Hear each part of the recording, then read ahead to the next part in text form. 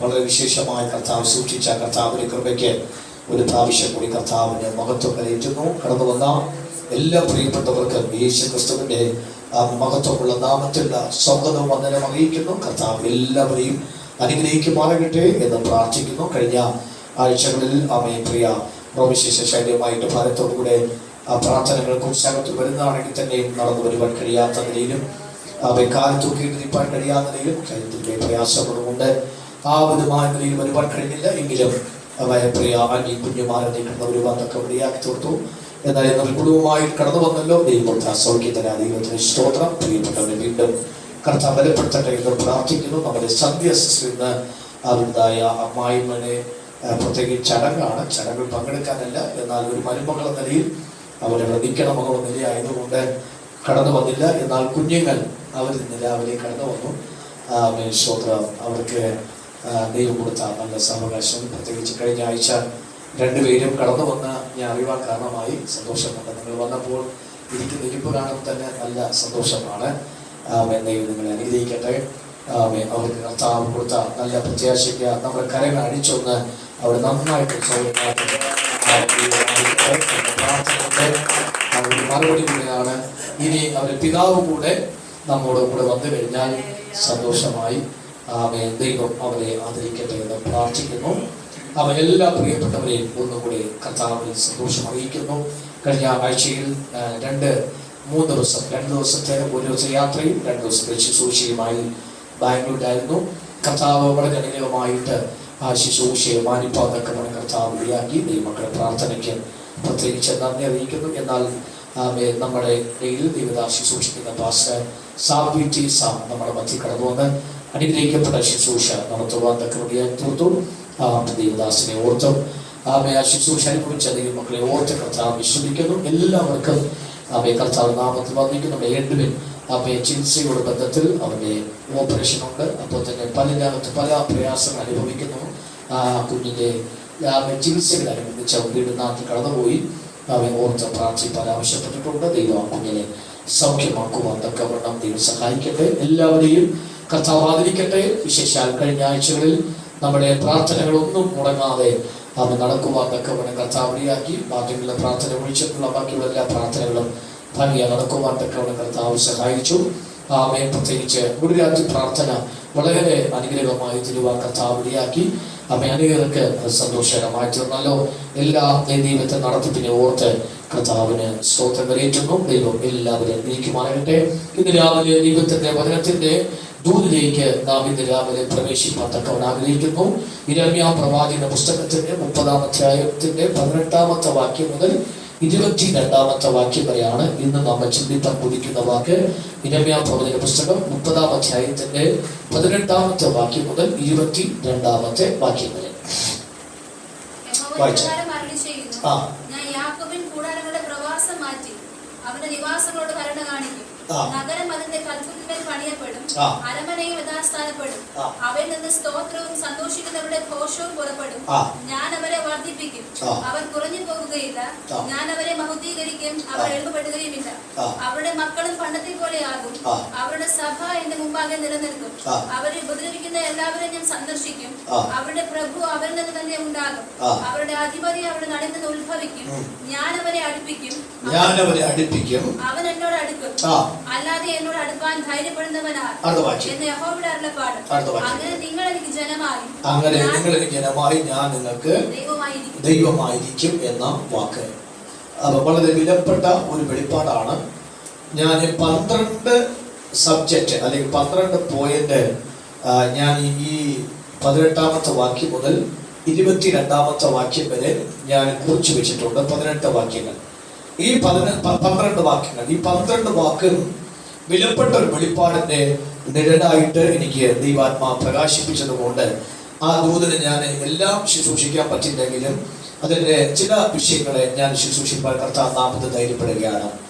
നമുക്കറിയാം, വിശുദ്ധ ബൈബിളിനകത്ത് 66 പുസ്തകങ്ങൾ അടങ്ങിയിട്ടുണ്ട്. 66 പുസ്തകമാണ് വിശുദ്ധ ബൈബിളിനകത്ത്. അതിനകത്ത് 39 പുസ്തകങ്ങൾ പഴയ നിയമത്തിലും അപ്പോൾ 27 പുസ്തകങ്ങൾ പുതിയ നിയമത്തിലും അടങ്ങി. അങ്ങനെ രണ്ടും കൂടെ ചേർത്ത് 66 പുസ്തകം എന്നുള്ള വിശേഷപ്പെട്ട ഗ്രന്ഥമാണ്, ദൈവത്തിന്റെ പുസ്തകം വചനമെന്നും തിരുവെഴുത്തെന്നും ദൈവത്തിന്റെ വചനമെന്നും ഒന്നൊക്കെ പദപ്രയോഗങ്ങൾ ഈ വിശുദ്ധ ബൈബിളിനകത്ത് കൊടുത്തിരിക്കുന്നുണ്ട്. അവൻ ഈ വിശുദ്ധ ബൈബിളിനകത്ത് 16 പ്രവചന പുസ്തകമുണ്ട്. 16 പ്രവചന പുസ്തകത്തിനകത്ത് വലിയ പ്രവാചകന്മാരെന്നും ചെറിയ പ്രവാചകന്മാരെന്നും കുറിക്കപ്പെട്ട മേഖലയിൽ വലിയ പ്രവാചകന്മാരാകുന്ന യെശയ്യാ പ്രവാചകൻ, യിരെമ്യാ പ്രവാചകൻ, യെഹെസ്കേൽ പ്രവാചകൻ, ദാനിയേൽ പ്രവാചകൻ എന്ന അവൻ 4 പ്രവചന പുസ്തകങ്ങൾ. അപ്പോൾ തന്നെ ഹോശേയ പ്രവാചകന്റെ പുസ്തകം മുതൽ മലാക്കി പ്രവചന പുസ്തകം വരെ 12 പ്രവചന പുസ്തകങ്ങൾ ചെറിയ പ്രവാചകൻ പുസ്തകം പറഞ്ഞുണ്ട്. സമം 16 പ്രവചന പുസ്തകങ്ങൾ. അപ്പൊ ഈ 16 പ്രവചന പുസ്തകത്തിനകത്ത് നിന്ന് പോലും പുതിയ നിയമത്തിനകത്ത് വരുമ്പോൾ ഏക പുതിയ നിയമത്തിന്റെ പ്രവചന പുസ്തകമാണ് വെളിപ്പാട് പുസ്തകം എന്ന് പറഞ്ഞാൽ അതും കൂട്ടി വരുമ്പോൾ 17 പ്രവചന പുസ്തകം വരുന്നുണ്ട്. അപ്പോൾ തന്നെയല്ല പ്രവാചകന്മാരുണ്ട്, പുസ്തകം എഴുതാത്ത പ്രവാചകന്മാരുണ്ട്. അവർ വിവിധമായ കാലഘട്ടത്തിൽ ജനത്തിന് ദൂത് കൊടുക്കാൻ തക്കവണ്ണം പരിശുദ്ധ ആത്മാവ് തട്ടി ഉണർത്തി അവരെ എഴുന്നേൽപ്പിച്ച് ദൂത് കൊടുപ്പാൻ, അപ്പോഴപ്പോഴും വെളിപ്പാട് കൊടുപ്പാൻ തക്കവണ്ണം നിയുക്തരായി തീർന്ന പ്രവാചകന്മാരെ നമുക്ക് വിശുദ്ധ ബൈബിളിൽ കാണുന്നുണ്ട്. ഒന്നുകൂടി ഒറ്റ വാക്കിൽ പറഞ്ഞാൽ വിശുദ്ധ ബൈബിൾ ഒരു പ്രവചന ഗ്രന്ഥമാണ്.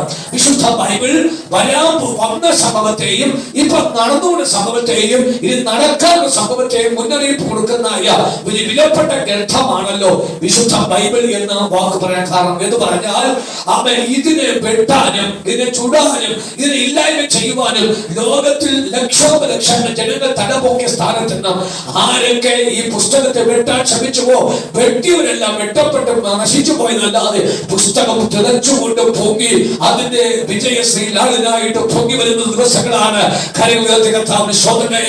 നമ്മുടെ കയ്യിരിക്കുന്ന വിശുദ്ധ ബൈബിൾ ദൈവത്തിന്റെ പുസ്തകമായതുകൊണ്ട് നമ്മുടെ കരമുത്തി കർത്താവിന് ശോധന ചെയ്യാമല്ലോ.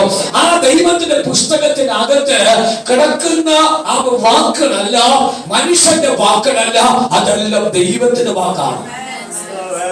ആരുടെ വാക്കാണ്? ഒന്നുകൂടെ, ദൈവത്തിന്റെ വാക്കാണ്. അപ്പൊ ദൈവത്തിന്റെ വാക്ക് നമ്മളിലേക്ക് വരുമ്പോൾ നാം ആരാകുകയാണ്? അതാണ് വായിച്ച 82 സംഗീതത്തിൽ നാം ആരാകും? ദേവന്മാരാകുന്നു. ആരാകുന്നു എന്നൊരു പറയും. ആര് വരുമ്പോ ദൈവം ആ വചനം എന്റെ അകത്ത് വരുമ്പോൾ ഞാൻ ആരാകും? ആ വചനമില്ലെങ്കിൽ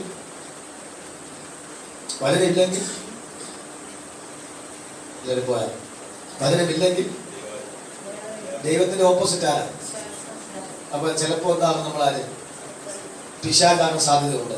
പിശാചാകാതിരിക്കണമെങ്കിലാണ് യഹോവയുടെ ന്യായപ്രമാണം. അതാണ് വിഷയമാക്കുക.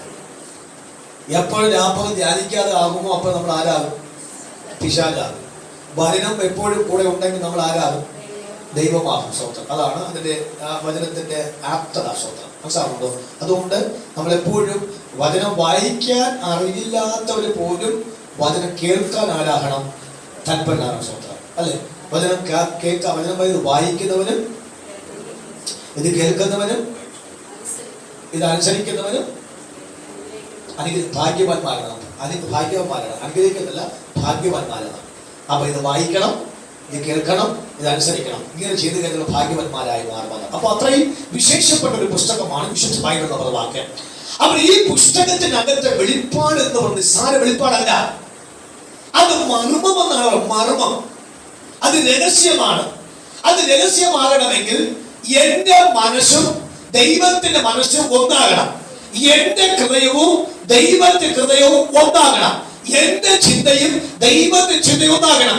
ഈ എന്റെ ചിന്തയും എന്റെ ഹൃദയവും എന്റെ മനസ്സും ഒന്നാകണമെങ്കിൽ അതിന് വചനവും പ്രാർത്ഥനയും അത്യാവശ്യമാണ്. അപ്പൊ വചനവും പ്രാർത്ഥനയും അത്യാവശ്യമാണെങ്കിൽ അവൻ ആത്മീയ കൂട്ടായ്മയ്ക്കകത്ത് പരമപ്രധാനമധികം എന്ന് പറഞ്ഞ ഓർത്തോണം. ഓരോ നിമിഷം നമ്മൾ ദൈവത്തിന്റെ സാന്നിധ്യം അന്യപ്പെട്ടു പോയാൽ വെട്ടുക്കിളി പോലെ വെട്ടി നശിപ്പിക്കാൻ പിശാചെന്ന് പറയുന്ന പിശാച് കരുത്തോടെ തലപ്പൊക്കി നിൽക്കുന്നു എന്നുള്ള യാഥാർത്ഥ്യവും നമ്മൾ മറന്നു പോകരുത്. അങ്ങനെ നമ്മൾ ദൈവത്തോട് ഇതുപോലെ നിന്ന് കഴിഞ്ഞാൽ നമ്മൾ വിശേഷതകൾ പ്രാപിക്കുന്നവരായി മാറുമെന്നാണ് അതിന്റെ വാക്കിനർത്ഥം. അതുകൊണ്ട് ഈ മർമ്മം വലിയ മർമ്മം, അപ്പൊ ചെറിയ മർമ്മം ഉണ്ടെന്നാണ്. സാത്താൻ എന്നുണ്ട്, സാത്താൻ മർമ്മമുണ്ട്, സാത്താൻ രഹസ്യമുണ്ട്. സാത്താന്റെ സീക്രട്ട് ഉണ്ട്. പക്ഷെ അതിനെക്കാട്ടും വലിയ മർമ്മമാണ്. ഏത് മർമ്മം? ക്രിസ്തുവിന്റെ മർമ്മം, ദൈവത്തിന്റെ മർമ്മം. ക്രിസ്തു സഭയുടെ തലയും അവന്റെ ശരീരം സഭയുമായിരിക്കുമ്പോൾ ആ തലയാകുന്ന ക്രിസ്തുവിൽ നിന്നും ശരീരമാകുന്ന സഭയിലോട്ട് ക്രിസ്തുവിന്റെ മർമ്മം അങ്ങനെ ഒഴുകി കൊടുക്കുകയാണ്. അപ്പൊ ക്രിസ്തുവിന്റെ മർമ്മം ഒഴുകി കൊടുക്കുമ്പോൾ അവൻ വൻകാൽ സംസാരിക്കുന്നതാണ് എന്ന് പറയുന്നു. ഒന്ന് പറഞ്ഞാട്ടെ. അപ്പൊ ചെറിയ കാര്യം എത്തിയിട്ടില്ല, പറഞ്ഞാട്ടെ. ചെറിയ കാര്യം സംസാരിക്കുന്നില്ല. ഈ ചെറിയ കാര്യം സംസാരിക്കുന്നതല്ല ആരായിരിക്കും? പറഞ്ഞാട്ടെ. ഓക്കെ, ചെറിയ സംസാരിക്കുന്ന ആർജീസ്. ചെറിയ കാര്യം ഇടുങ്ങിയ ചിന്താഗതിയുള്ളവർ, ക്രിസ്തുവിന്റെ വെളിപ്പാട് പ്രാപിക്കാത്തവർ, ക്രിസ്തുവിനോട് ഇടുങ്ങിച്ചേർന്നിരിക്കാത്തവർ, ക്രിസ്തുവിനോട് ഇടുങ്ങിച്ചേർന്നവരെല്ലാം വൻകാലം സംസാരിക്കും. അതുകൊണ്ടാണ് പൗലോസിനെ ശീലാസിനെ കുറിച്ച് പറഞ്ഞ വാക്കാണ് അവർ വൻകാലം സംസാരിക്കുന്നത് വാക്ക് പറയാൻ കാരണം. അവർ ദൈവമക്കളെ നമ്മെ ദൈവം വിളിച്ചത് നാം പാവപ്പെട്ടവരായിരിക്കാം, ദാരിദ്ര്യരായിരിക്കാം, സമ്പത്തിലായിരിക്കാം, വലിയ കുടുംബത്തിൽ ജനിച്ചിട്ടായിരിക്കാം. പക്ഷെ ക്രിസ്തുവിന്റെ മർമ്മം നമ്മളിലേക്ക് വെളിപ്പെട്ട് വരുമ്പോൾ നമ്മൾ സംസാരിക്കുന്ന വാക്ക് നിസ്സാര വാക്കല്ല, വൻകാലം സംസാരിക്കുമെന്നാണ്. ദൈവത്തിന് ശ്രോതമെടുക്കാമോ? അപ്പൊ നമ്മെ ദൈവം വിളിച്ചത് വൻകാലം സംസാരിപ്പാനാണ് എന്ന് പറഞ്ഞാൽ നമ്മുടെ മനസ്സും ക്രിസ്തുവിന്റെ മനസ്സും തമ്മിൽ തയ്യപ്പായി ചേർന്ന് വെച്ചത് കൊണ്ട് ക്രിസ്തു സംസാരിച്ചത് ഒന്നും നിസ്സാര കാര്യമല്ല. ക്രിസ്തു സംസാരിച്ചെല്ലാം വൻകാര്യമാണ്. അപ്പം അവനെ വിശ്വസിക്കുന്ന നമ്മൾ സംസാരിക്കുന്ന വാക്കെല്ലാം വൻകാര്യങ്ങൾ മാത്രമാണ്. അപ്പൊ ഈ സഭാരാധനയിൽ ഈ മാസങ്ങളിൽ നമ്മൾ എന്ത് പറയണം? എക്സ്പെക്ട് ദ ഗ്രേറ്റ് തിങ്സ് എന്നാണ്. വൻകാര്യങ്ങൾ പ്രതീക്ഷിക്കണം, പ്രതീക്ഷിക്കുന്ന വൻകാര്യം സംസാരിക്കണം. എന്ത് പറയണം? പറഞ്ഞത് വൻകാര്യങ്ങൾ പ്രതീക്ഷിക്കണം. അടുത്ത് സംസാരിക്കുമ്പോൾ വൻകാര്യം ഉറക്കെ പറഞ്ഞാണ്. എന്ത് ചെയ്യണം? വൻകാര്യങ്ങൾ പ്രതീക്ഷിക്കണം. അടുത്ത വൻകാര്യത്തെ കുറിച്ച് സംസാരിക്കണം. അപ്പൊ വൻകാര്യത്തെ പ്രതീക്ഷിക്കുകയും ആ വൻകാര്യത്തെ സംസാരിക്കുകയും ചെയ്യുമ്പോൾ എന്താ ഈ വൻകാര്യം? അവൻ പോസിറ്റീവ് കാര്യങ്ങളാണ്. അവ എന്ന് പറഞ്ഞാൽ തകർന്ന വാക്കുകളല്ല, ഉടഞ്ഞു പോകുന്ന വാക്കുകളല്ല, തരിപ്പണമായി പോകുന്ന വാക്കല്ല, ഇല്ലായ്മ വാക്കുകളല്ല, അവൻ ശാപമായി മാറുന്ന വാക്കുകളല്ല, അനുഗ്രഹമായി മാറും. നേട്ടം കൊയ്യും, ആത്മീയ മേൽക്കോമ കൊയ്യും, ഭൗതിക മേൽക്കോമ കൊയ്യും, സകലത്തിനും അവകാശം പ്രാപിക്കുന്നതാകുന്ന വൻകാര്യങ്ങൾ. ഇത് രാവിലെ നമുക്ക് ഒരു പ്രാവശ്യക്കാരെ ധരിച്ചു പറയാം. ദൈവം വൻകാര്യങ്ങൾ പറയുവാൻ തക്കവണ്ണമുള്ള ആത്മധൈര്യവും ആത്മാവിന്റെ ബലവും ആത്മാവിന്റെ കോൺഫിഡൻസ് എന്റെ മേൽ രാവിലെ തന്നാൽ എന്റെ കുടുംബത്തിൽ പറഞ്ഞിരിക്കുന്നതായ ആ നെഗറ്റീവ് ദോഷങ്ങൾ, ആ നെഗറ്റീവ് ചിന്തകൾ, ആ നെഗറ്റീവ് ആശയങ്ങള് ഇന്ന് രാവിലെ യേശുവിനെ നാമത്തിൽ എന്റെ ശബ്ദത്തിൽ, എന്റെ കുടുംബത്തിൽ നിന്ന്, എന്റെ വാക്കിൽ നിന്ന്, എന്റെ സഭയിൽ നിന്ന് യേശുവിനെ നാമത്തിൽ മാറട്ടെ. വൻകാര്യം സംസാരിപ്പാത്തക്കവണ്ണം എന്റെ ദൈവത്തിന്റെ അഭിഷേകം അതിനെ ഭാഗമാകണം. അപ്പൊ എന്ത് പറയാൻ പോവുകയാണ്? വൻകാര്യം എന്ത് പ്രതീക്ഷിക്കണം? വൻകാര്യം പ്രതീക്ഷിക്കണം. ആരെന്ന് പ്രതീക്ഷിക്കുന്നത്? ദൈവത്തിന് പ്രതീക്ഷിക്കണം. ദൈവം ഇവിടെ വസിക്കുന്നു, സ്വർഗത്ത് വസിക്കുന്നു. സ്വർഗത്ത് നിന്ന് വരുന്ന കാര്യങ്ങളല്ല വൻകാര്യങ്ങൾ, താഴ്ന്നു പോകുന്ന കാര്യങ്ങളല്ല ചെറിയ കാര്യങ്ങൾ. അപ്പൊ താഴ്ന്ന് സംസാരിക്കുന്ന വാക്കുകളല്ല ചെറിയ വാക്കുകൾ, പക്ഷെ ദൈവത്തിൽ നിന്ന് പറഞ്ഞ വാക്കുകളല്ല വൻകാര്യങ്ങൾ. അപ്പോൾ നമ്മൾ പാർക്കുന്നവിടെയാണ്. ഒന്ന് വായിച്ചേ, എഫേസ് 6:7 വാക്യം വായിച്ചേ. എഫേസ് 6:7 വാക്യം, 2:7 വാക്യം. എഫേസ് 2:7 വാക്യം പെട്ടെന്ന് വായിക്കണം. ഞാൻ ഈ വചനത്തെ പെട്ടെന്ന് എനിക്ക് മുഴുപ്പിക്കണം. വായിച്ചു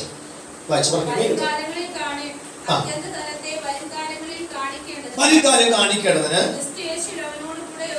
വൻകാര്യങ്ങളെ കാണിക്കേണ്ടതിന്, വൻകാര്യങ്ങൾ കാണിക്കേണ്ടതിന് ക്രിസ്തുയേശുവിൽ അവനോടുകൂടെ ഉയർപ്പിച്ച് എന്നെ കർത്താവ് സ്വർഗ്ഗത്തിലിരുത്തിയെന്നാണ്.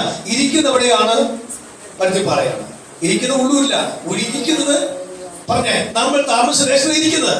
പക്ഷെ ഇരുത്തിയത് എവിടെയാണ്? ഇരിക്കുന്നത് ഭൂമിയിലാണെങ്കിലും ദൈവം ഇരുത്തിയത് സ്വർഗത്തിലാണ്.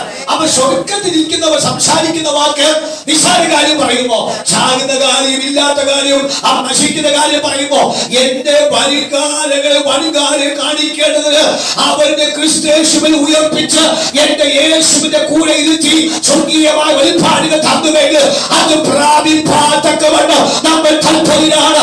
കരമടിച്ചിട്ട് രാവിലെ പറഞ്ഞ് എന്റെ ദൈവം വൻകാലങ്ങളിൽ ഉടനകടകൾ ശക്തരാകന വൻകാര്യങ്ങൾ കാണിപ്പാൻ തക്കവണ്ണം, വൻകാര്യങ്ങൾ സംസാരിപ്പാൻ തക്കവണ്ണം, വൻകാര്യങ്ങളുടെ വരുവാൻ തക്കവണ്ണം അവന്റെ കൂടെ ഇരുത്തി, അവന്റെ കൂടെ ഉയർപ്പിച്ചിരുത്തി, അവൻ സ്വർഗ്ഗത്തിന് വെളിപ്പാടുകൾ പ്രാപിപ്പാൻ ഇരുത്തിയെങ്കിൽ ആ വെളിപ്പാടിന് ശബ്ദമായിരിക്കണം നമ്മുടെ നാമനകത്തൊന്ന് വലിയൊരു ശബ്ദം. എന്ത് പറയരുത്, എന്ത് പറയരുത് പറഞ്ഞ എന്ത് ചെറിയ കാര്യത്ത് പറഞ്ഞ് നമ്മൾ വീണ്ടും എന്താ ഒന്നാമത് ചെറുതാണ്, ഒന്നാമത് ദുർബലനാണ് അല്ലെ, ഒന്നാമത് നമ്മൾ ആരാ ബലഹീനാണ്. അതിന്റെ കൂടെ നമ്മൾ പറഞ്ഞു ഇപ്പൊ എന്തായി പറ ഇതാകട്ടെ. അതല്ലല്ലോ അവൻ ഉയർപ്പിച്ചത്, അതിനു വേണ്ടി അല്ലല്ലോ സ്വർഗം തിരിച്ചത്. നോക്കണം, വരും കാലങ്ങളിൽ അത് കാണിക്കണം. പറഞ്ഞവർക്ക് പറഞ്ഞേ, വരും കാലങ്ങളിൽ അത് കാണിക്കണം. വരും കാലം കാണിക്കണമെങ്കിൽ നമ്മൾ എന്ത് പറയണം? വൻകാര്യങ്ങൾ പറയണം. അപ്പൊ പറയുമ്പോൾ എല്ലാവർക്കും അത് ദഹിക്കണമെന്നില്ല. അവരോട് പറഞ്ഞാൽ ഞാൻ അങ്ങനെ പറയുന്നുവെങ്കിൽ അതിനർത്ഥം എന്നെ കൊണ്ട് ദൈവം പറയിപ്പിച്ചതാണ്. ഞാൻ സ്വയമായിട്ട് എനിക്കിത് പറയാൻ പറ്റുമോ? പറ്റുമോ? നമുക്ക് പറയാം. നമുക്കൊരിക്കൽ സ്വയമായിട്ട് ഒരു കാര്യങ്ങളും വൻകാര്യം പറയാനുള്ള കപ്പാസിറ്റി നമ്മുടെ പറയുന്നില്ല. പക്ഷേ നമ്മെ കൊണ്ട് ആര് പറയിപ്പിക്കും? ക്രിസ്തു തന്നെ നമ്മെ കൊണ്ട് വൻകാര്യങ്ങൾ പറയിപ്പിക്കും. അങ്ങനെ ക്രിസ്തു നമ്മെ കൊണ്ട് വൻകാര്യം പറയിപ്പിക്കുന്നുവെങ്കിൽ എക്സ്പെക്ട് ഗ്രേറ്റ് തിങ്സ്, ഏറ്റവും വൻകാര്യങ്ങൾ പ്രതീക്ഷിക്കാം. അടുത്ത ആഴ്ച എനിക്ക് റിസൾട്ട് തരുമോ? തരും. അടുത്ത ആഴ്ച റിസൾട്ട് തരുമോ? ഈ പറഞ്ഞ കൂടുതൽ റിസൾട്ട് തരുമോ? വൻകാര്യങ്ങൾ പ്രതീക്ഷിക്കുന്നു, വൻകാര്യങ്ങൾ സംസാരിക്കും. പക്ഷെ എവിടെ ഇരിക്കണം? എവിടെ ഇരിക്കണം? സ്വർഗത്തിൽ ആ ഇരുത്തി സ്ഥലത്തിരിക്കണം. വേറെ സ്ഥലത്ത് പോകല്ല. എന്തിനാ ഞാൻ പറഞ്ഞ പേര് പറഞ്ഞ ഒന്നും പറഞ്ഞില്ല. ദൂരം കുത്തുകൊള്ളു മാത്രം. എവിടെ ഇരിക്കണം? ദൈവ ഇരുത്തിയ സ്ഥലത്തിരിക്കണം. ദൈവ ഇരുത്തിയ സ്ഥലത്ത് എന്ത് പറയാൻ പറ്റൂ? വൻകാര്യം പറയാൻ പറ്റൂ. നമ്മൾ ഇരിക്കുന്ന സ്ഥലത്ത് വൻകാര്യം പറയാൻ പറ്റില്ല. അങ്ങനെ പറഞ്ഞ ഭ്രാന്തനായി മാറും, നമ്മൾ പൊട്ടിയായി മാറും. പക്ഷെ ദൈവം ഇരുത്തിയ സ്ഥലത്ത് ഇരുന്ന് പറഞ്ഞാൽ ആ പറയുന്നതിന് കോൺഫിഡന്റ് ഉണ്ട്. ആ പറയുന്ന കാര്യം നടക്കുമെന്നാണ്. ഇതിലാവൻ അധികാരത്തിന്റെ ശബ്ദം നമ്മുടെ നാല് ദൈവം തന്നിട്ടുണ്ടെങ്കിൽ ദൈവം അവനെ ഉയർപ്പിച്ച് സ്വർഗ്ഗത്തിരുത്തിയ വ്യക്തികൾ വൻകാര്യങ്ങൾ പറയുന്നു. ആ വൻകാര്യങ്ങൾ അങ്ങനെ ഈ ഒറ്റയാഴ്ച നമുക്ക് പറയാം, എന്റെ ദാരിദ്ര്യം മാറും, എന്റെ താഴ്ച മാറും, എന്റെ ഭയം മാറും, എന്റെ ഇല്ലായ്മ മാറും, എന്റെ ശൂന്യത മാറും, എന്റെ സകല മേഖലകൾ മാറും. അതിൽ 1-ാം സങ്കീർത്തനം 1-ാമത്തെ വാക്യത്തിൽ എന്താ പറയുന്നത്? സൈനികരെ ഒരു വാക്യം എന്താ സ്വന്തം എന്ന് വെച്ചാൽ സൽരാജ അവധി എടുത്താ വീട്ടിലുണ്ടാ സ്വത്രം പ്രസംഗം കുത്തുകൊണ്ടായിരിക്കും. അപ്പൊ ഞാൻ പറഞ്ഞ അർത്ഥം എന്ന് പറയാമോ? എന്താണ്? ഒന്ന്, പരിഹാസികൾ ഇരിപ്പെടുത്തിരിക്കരുത്. ദുഷ്ടന്മാർ ആരോപണം നടക്കരുത്. 2, പരിഹാസി ഇരിപ്പെടുത്തിരിക്കരുത്. 3, പാപിയുടെ വഴി നിൽക്കരുത്. അപ്പൊ ഈ 3 ഒന്ന് ദുഷ്ടന്മാരുടെ ആലോചന, പാപികളുടെ വഴി, പരിഹാസി ഇരിപ്പെടാം. ഇത് 3 സ്ഥലത്തും ഇരിക്കാതെ വരുമ്പോൾ എവിടെ ഇരിക്കണം? സ്വർഗത്തിരിക്കുക. അപ്പൊ ഈ പാപികളെ വഴി ഇരുന്നാൽ, പരിഹാസി ഇരിപ്പെടുത്തിരുന്ന് കഴിഞ്ഞാൽ, ദുഷ്ടന്മാർ നടന്നു കഴിഞ്ഞാലോ എല്ലാം നെഗറ്റീവ് പറയുന്നത്.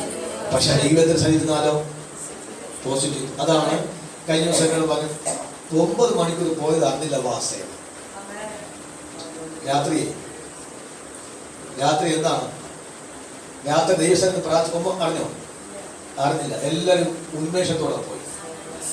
12-ാമത്തെ മാസത്തെ നമ്മുടെ മുറിയാത്ത പ്രാർത്ഥനയായിരുന്നു. ഞാൻ സജിബ്രത പറഞ്ഞു, ഞാൻ ഇപ്രാവശ്യത്തെ ഫുഡ് ചെയ്യാം, എല്ലാവർക്കും ഓരോ ബോക്സ് സാധനം കൊണ്ടുപോകാൻ പറഞ്ഞു. വരാത്ത ഓർത്ത് സ്വതന്ത്രം, അതുകൊണ്ട് ഞങ്ങൾ കഴിച്ചു സ്വതന്ത്രം, വീട്ടിലും കൊണ്ടുപോയി സ്വതന്ത്രം. അതാണ് സ്വതന്ത്രം. അപ്പൊ ഞാൻ പറഞ്ഞ അർത്ഥം പറഞ്ഞത്, ദൈവത്തിന് വൻകാര്യങ്ങൾ പറയണമെങ്കിൽ ദുഷ്ടന്മാരുടെ ആരുടെ പ്രകാരം നടക്കാതെയും, പാപികളുടെ വഴി നിൽക്കാതെയും, പരിഹാസിക്കപ്പെട്ടിരിക്കാതെയും, കർത്താവ് ഉയർപ്പിച്ചിരുത്തിയ ആ സ്വർഗ്ഗത്തിരിക്കുന്ന വ്യക്തികൾ വൻകാരിക സംസാരിച്ചു കൊണ്ടേയിരിക്കും. നമുക്ക് ഈ ദിവസങ്ങൾ വൻകാര്യം സംസാരിക്കാം, വൻകാരിക ദൈവം ചെയ്യുമെന്ന് പ്രതീക്ഷിക്കാം. ദൈവകാര്യം നിശ്ചയമായി ചെയ്തതിനും കർത്താവ് നമ്മളെ ആ ദൂതകളെ ഓർത്ത് കർത്താവിനെ ശ്രദ്ധിക്കണം. അപ്പോൾ അതാണ് വചനത്തിന്റെ വെളിപ്പാടിന്റെ ഒരു റൗണ്ടിന്റെ ഹൃദയത്തിൽ ഓടി വന്നുകൊണ്ട് ഞാൻ ആ വാക്ക് പറഞ്ഞ വാക്ക്. ആ യിരെമ്യാവിലേക്ക് നമുക്ക് മടങ്ങി വരാം. നമുക്കറിയാം വിശുദ്ധമായി വീണ്ടത് 50 യിരെമ്യാ പ്രവചന പുസ്തകത്തിൽ 52 അധ്യായമുണ്ട്. 52 അധ്യായം. ഈ 52 അധ്യായത്തിന്റെ 1364 വാക്യമുണ്ട്. 1364 വാക്യം. ഈ 1364 വാക്യത്തിന്റെ ആ ഓരോ വാക്യത്തിലും ഓരോ കണ്ണുനീർ തുള്ളിയുണ്ട്. പറഞ്ഞേ, 1364 വാക്യത്തിലും അല്ലാതെ എന്തുണ്ട്? ഒരു തുള്ളി കണ്ണുനീരുണ്ട്. എന്താ അത് പറയാൻ കാരണം?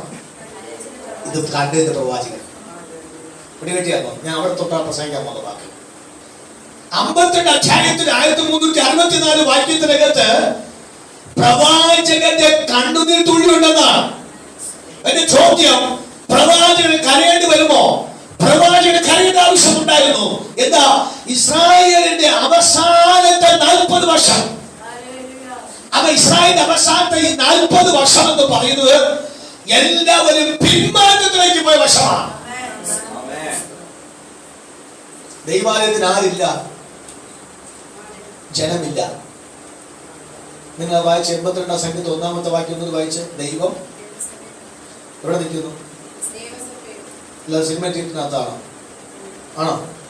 ദൈവം സിനിമ തിയേറ്ററിനകത്താണോ? കോമഡി പറയുന്നവരുടെ അടുത്തലാണോ? പറ. കൊതി നുണയും പറയുന്നിടത്താണോ യഹോവ ഇരിക്കുന്നത്? ആണോ? പറ. ഇല്ല. പിന്നെ ദൈവം ഇവിടെ നിൽക്കുന്നു? അല്ല, TV ഉണ്ടല്ലോ. ഏതാ? പവർ വിഷനും ചവർ വിഷനും ഹാർവസ്റ്റ് എല്ലാം ഉണ്ടല്ലോ. ദൈവം ഹാർവസ്റ്റിനകത്താണ് ഇരിക്കുന്നത്. ആണോ? ദൈവം ജീവിക്കാത്ത ഇരിക്കുന്നത്? ആണോ? പിന്നെ ദൈവം ഇവിടെ ഇരിക്കുന്നു? ദൈവം ദൈവസഭയിൽ നിൽക്കുന്നു. ദൈവം സഭയ്ക്കാൻ നിൽക്കുന്നു. ദൈവം സഭയ്ക്കാൻ നിൽക്കുന്നുവെങ്കിൽ ആ ദൈവത്തെ കാണണം. എവിടെ വരണം? സഭയിൽ വരണം. യിരെമ്യാവ് നോക്കിയപ്പോൾ സഭയിൽ ആളില്ല. ജനത്തിനകത്ത് ദൈവത്തിന് വ്യവസ്ഥ കാണുവാൻ പറ്റുന്നില്ല. ദൈവീയ കാഴ്ചപ്പാട് പ്രാപിക്കാൻ കഴിയുന്നില്ല. അവസാനത്തെ 40 വർഷത്തിന്റെ വേദനിക്കുന്ന ശബ്ദം കണ്ടപ്പോൾ ദൈവം ഇങ്ങനെ സ്കാൻ ചെയ്തു. പെർ പേഴ്സൺ, ഓരോ വ്യക്തികളെ ഞാൻ തരംതിരിച്ച് നോക്കിയപ്പോൾ ഒരു കുഞ്ഞിനെ കണ്ടു, ഒരു കുഞ്ഞിനെ കണ്ടു, ഒരു ആൺകുട്ടിയെ കണ്ടു. ആൺകുട്ടിയെ കണ്ടപ്പോൾ ആൺകുട്ടിയെ മൊത്തം സ്കാൻ ചെയ്തു. കർത്താവ് സ്കാൻ ചെയ്തപ്പോൾ അവന്റെ അപ്പനെ സ്കാൻ ചെയ്തു, മോനെ എന്ത് ചെയ്തു? സ്കാൻ ചെയ്തു. അപ്പനെ മോനെ സ്കാൻ ചെയ്തപ്പോൾ അപ്പൻ ആരാ? ദൈവാലയത്തിന്റെ പുരോഗതി ശുശ്രൂഷ ചെയ്യുന്ന ഒരു മഹാപുരോഹിതനാണ്. അപ്പൻ ഇങ്ങനെ അകത്ത് വെച്ച് പ്രാർത്ഥിച്ചുകൊണ്ടിരിക്കുകയാണ്. കർത്താവേ, എന്റെ കാലശേഷം എന്റെ മകൻ, എന്റെ കാലശേഷം എന്റെ മകൻ ഈ ശുശ്രൂഷ, ഈ പുരോഗതി ശുശ്രൂഷ ചെയ്യും ചെയ്യും ചെയ്യും ചെയ്യും എന്ന് പറഞ്ഞിരിക്കുകയാണ്. അങ്ങനെ ചെയ്യും ചെയ്യും ചെയ്യും ചെയ്യുന്ന പറഞ്ഞ സ്ഥാനത്ത് നിന്ന് പെട്ടെന്ന് വെളിപ്പാട് വന്നു. പെട്ടെന്ന് യിരെമ്യാവിനെ ക്ഷണിക്കുന്നതിലേക്ക് യിരെമ്യാവിലേക്ക് ദൈവശബ്ദം എന്ന് പറയും. യിരെമ്യാവേ, എനിക്കറിയാം നിന്റെ അപ്പന്റെ മൈൻഡും അറിയാം, നിന്റെ മൈൻഡും അറിയാം. സോദരം അപ്പൊ പറഞ്ഞു, കർത്താവേ, അതെന്തിനാ പറയാൻ കാരണം? എന്റെ അപ്പം പറയാണ് നിന്നെ ആരാക്കി മാറ്റണം? പുരോഹിതനാക്കി മാറ്റണം എന്ന് പറഞ്ഞ ഓർത്തോണം. ഇപ്പോൾ യിരെമ്യാവിന്റെ മൈൻഡ് എന്താണ്? ഒരു വിശുദ്ധനായ ഒരു പുരോഹിത ശുശ്രൂഷ എനിക്ക് ചെയ്യണം. അപ്പോൾ ഇപ്പോൾ യിരെമ്യാവ് ആരാ? ബാലനാണെങ്കിലും യിരെമ്യാവ് ആരാ? ഒരു വിശുദ്ധനാണ്. അപ്പോൾ നോക്കിയപ്പോൾ സ്കാൻ ചെയ്തപ്പോൾ യിരെമ്യാവിനെ പോലെ വിശുദ്ധനായ ഒരു ബാലനെ ആ കാലഘട്ടത്തിൽ കാണാനില്ല. യിരെമ്യാവിനെ പോലെ വിശുദ്ധനായ ഒരു വ്യക്തിയോടെ കാണാനില്ല. തമ്പുരാൻ പറഞ്ഞു, എനിക്കിത് ഇഷ്ടപ്പെട്ടു കുഞ്ഞെ, നിന്റെ പുരോഹിതനാക്കാൻ അപ്പൻ പ്ലാൻ ചെയ്തിട്ടുണ്ട്. നീ ആ പുരോഹിതനാകാൻ നീ മെന്റലി നീ പ്രബലമായി. അപ്പൊ നീ വിശുദ്ധനാണ്. ഒരു കാര്യം ചെയ്യും, നിന്നെ ഞാനിപ്പോൾ പുരോഹിതനാക്കുന്നില്ല, നിന്നെ ഞാൻ എന്താക്കുന്നു? പ്രവാചകനാക്കാൻ പോവുകയാണ്. നോക്കണം, നിയമങ്ങളെ ലംഘിപ്പിക്കുന്നു, നിയമങ്ങളെ തെറ്റിപ്പിക്കുന്നു. ഞാൻ അവിടെ പ്രവചനം പറയാം. പിതാക്കന്മാരുടെ പ്ലാനുകളും മാതാക്കളുടെ പ്ലാനുകളും തെറ്റാകണ്ട, ശരിയായിരിക്കാം. പക്ഷേ അപ്പന്റെ അമ്മയുടെയും പദ്ധതിക്ക് അപ്പുറമായിട്ട് ഒരു മഹാദൈവത്തിന്റെ പദ്ധതിയുണ്ട്. ആ പദ്ധതി മാത്രമേ നമ്മുടെ തലമുറകൾ നിറവേറുമെന്ന് വിശ്വസിക്കുന്ന മാതാപിതാക്കൾ അക്കാലം അടിച്ചൊന്ന് ആത്മാവിൽ പറഞ്ഞാട്ട്, എന്റെ പ്ലാൻ അല്ല, എന്റെ പദ്ധതി അല്ല നടക്കുന്നത്, എന്റെ ദൈവത്തിന്റെ പദ്ധതി നടക്കത്തുള്ളൂ. എന്റെ പദ്ധതി വിരുദ്ധമായിട്ട് എന്തെങ്കിലും നടന്നാൽ എനിക്ക് നമ്മെ ഒരിക്കൽ പോലും അത് സങ്കോചനമില്ല. ദൈവത്തിന്റെ പദ്ധതി മാത്രം നിറവേറിയാൽ മാത്രം മതി. അപ്പൊ ഇരമ്യാവ് പറയുകയാണ്, ഞാൻ ബാലനാണ്, എനിക്ക് ഒന്നും പറയാൻ അറിയത്തില്ല.